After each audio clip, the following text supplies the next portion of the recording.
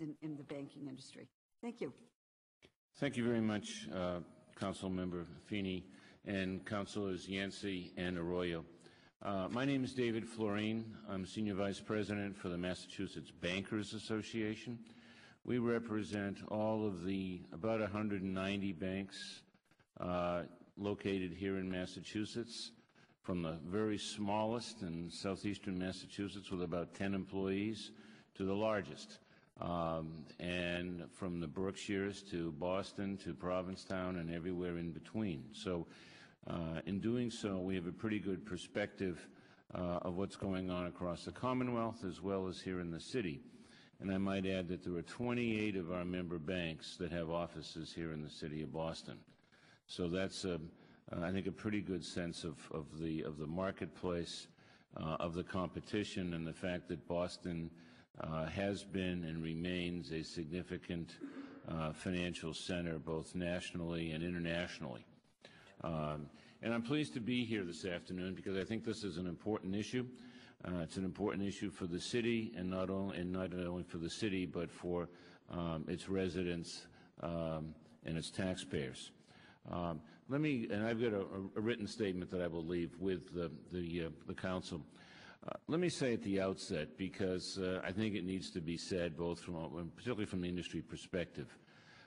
The last couple of years, I think we'll all acknowledge, and we in the industry will acknowledge, have been a tough couple of years.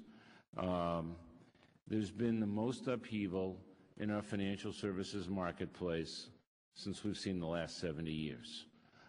And the impact has been uneven, but the impact has been across the board, from the individuals that have always been at the lower end of the financial spectrum to those at the highest levels of wealth and everything. Everyone has been impacted. We understand that. Many of those have been certainly not either generated by or even really influenced by institutions here locally. Much of what we've seen was created by institutions and individuals and others beyond the scope. But we understand that part of this is aimed at saying, all right, this industry and these institutions are holding and managing and investing billions of dollars on behalf of taxpayers of the city of Boston, the city itself, and we want to make sure that some of those monies stay back here in the city. We understand that, and we appreciate that. First thing I want to say is, and a lot of the conversation already has talked about it, the linked deposit program works very well. And I want to commend the mayor's office, the city treasurer's office, for the role that it has. As recently as this morning, I was on a conference call with a number of my colleagues around the country. We have these on a regular basis.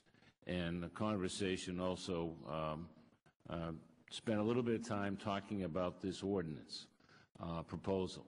And I can tell you that there are very, very few cities across this country that have anything approaching the comprehensive reports that are contained in this linked deposit report. It was actually mentioned by a couple of people that their large cities are actually looking at Boston and say, we would like to get to do something close to what they have now. And so I think before we embark on something much more expansive and much more, frankly, difficult to develop the data, that we look at the report and the data that's already there. It's really quite comprehensive, and from our perspective, provides pretty good narrative and pretty good rating for, and I'll leave it to the city officials to tell us if it works as well as we would think it works, but you've got a pretty comprehensive and pretty good data set to look at and make judgments in terms of these good institutions for the city to conduct its business. From our perspective, it's a solution looking for a problem. The data is there for the most part, and it is, where are the complaints in terms of, is the city not getting a good bang for its buck in terms of the services provided by its institutions, whether they be the larger ones or the small community ones. If anything, there may well be a greater opportunity for the local banks to have greater access to the funds managed by the city. And that may be an area that, frankly, could have a little bit more work done. But in the banks that we've talked to, and if you look at probably the most troublesome part of the proposal is the creation of this Municipal Banking and Community Reinvestment Commission. If you look at the scope of the commission, it is very heavily dominated. There's only one member of the business community on a commission. The criteria that it would use to make judgments is pretty expansive and doesn't, from our perspective, look at criteria that is necessarily the most rational from making decisions with respect to where to deposit and invest money in the more traditional sense.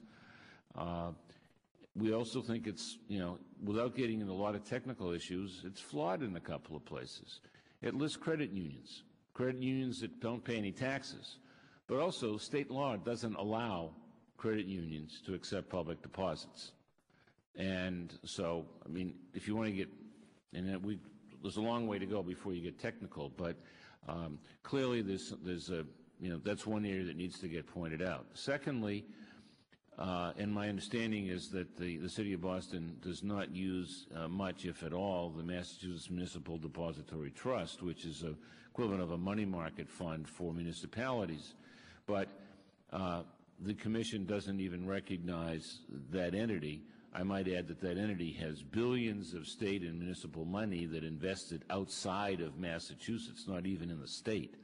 So, and yet that's a very popular mechanism for public dollars. There are lots of reasons. I mean, if you go to the Commission and the criteria and the demands that it would place on institutions, most of the institutions that we've talked to, small and large, have told us flat out that the criteria that would be established by this Commission are beyond what they would consider, both from a policy point of view and from a cost point of view. And so if the intent is to use the Commission to help stimulate and direct more dollars to locally based smaller institutions, most but not all, and they may, each institution makes its own decision, would probably take a pass. And I don't think that's what the intent of the proposal would do. I might add, and I was just looking at some of the details, and I'm really pleased that one of our member banks, and a very active member, is here. But I happened to look at some of the narrative that's in the linked deposit report regarding Mount Washington Bank. And don't worry yet, it's good. But I don't have a copy of that report, so I'll take his word for it, okay? But I go back to it because I think it really does. It may be one of these sort of quiet pieces of quiet documents that only really the experts know much about. But it talks about the lending test of this institution. And responsiveness to low and moderate income credit needs. And I'm reading from the report. Mount Washington Bank has been very successful in meeting the home mortgage lending needs of low and moderate income residents in its assessment area.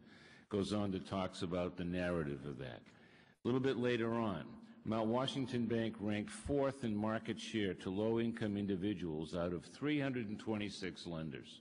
4th out of 326. Only Countrywide, Bank of America, Taylor, Bean, and Whitaker ranked higher. Well, guess what? Countrywide went under because Bank of America bought them, and Taylor, Bean, and Whitaker is out of business.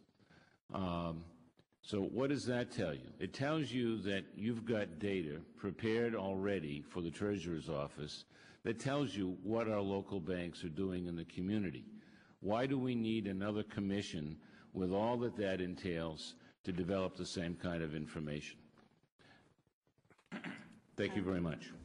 Could I just ask that question, and that is, who are the regulatory agencies Sure. for the banking industry? Well- This is just to sort of give us a framework so that. Well, there's a matrix. And the regulatory environment was dramatically adjusted last summer with the adoption of the Dodd-Frank Act. But let's put it in this perspective. Of about 190 banks, give or take a couple, depending on, we're about 190 in Massachusetts. Just under 150, or about 150 of those, are regulated by the Division of Banks in the Commonwealth of Massachusetts. They are state chartered. There are another 20 or so federally chartered savings banks, commonly called thrifts, that are, until next July, regulated by the Office of Thrift Supervision and really don't have any relationship to Massachusetts. They are subject to Massachusetts foreclosure laws. They are subject to some of the housing statutes, but the lending limits and everything are governed by the federal statute and federal regulation. There are about another 20 or so national banks. And those are in fact, all of the largest banks in Massachusetts are nationally chartered. And they are regulated by the Office of the Comptroller of the Currency. So banks like Bank of America, TD Bank, RBS Citizens are all OCC, or national banks. Sovereign Bank is a federal chartered thrift. So all of those are regulated by federal regulators. The state-chartered banks also were subject to the supervision of the FDIC, which was earlier referred to as in terms of who does the CRA exams. CRA exams for state-chartered banks are done jointly by the Commonwealth of Massachusetts Division of Banks and the FDIC. CRA exams for federally chartered banks are done by their primary regulator, which would either be the OTS or the OCC. Does that answer your question? Yes. That's probably. Careful what question you ask, you might get the answer. And I guess the response to that is it's not as simple. One entity does it all. So there are many entities